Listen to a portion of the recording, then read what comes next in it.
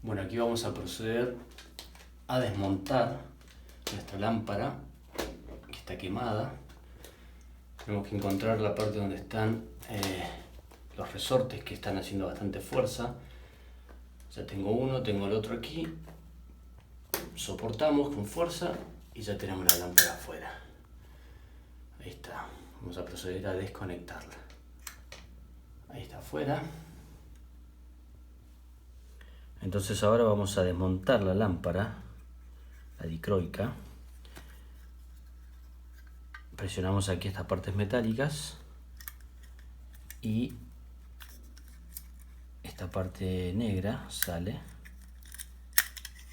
y se desmonta de esta manera. Dejamos aquí de lado y aquí nuestra lámpara podemos presionar de esta manera para aquel lado o para este lado, es lo mismo, y ya está afuera.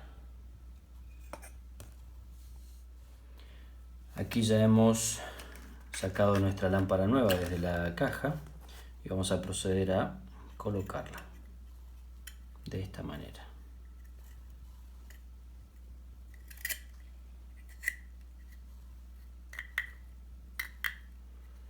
Ahí ya está en posición. Ahora lo único que nos falta es colocar esta parte. Yo trato de ponerla en forma perpendicular, los resortes, a la posición de los pines de la lámpara. Listo.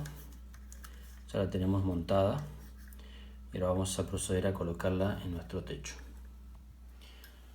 Una vez aquí con nuestra lámpara ya totalmente montada, el último paso que falta es proceder a la conexión, ¿verdad? Y aquí nuevamente una de las partes por ahí que pueden ser complicadas es soportar la fuerza de los resortes.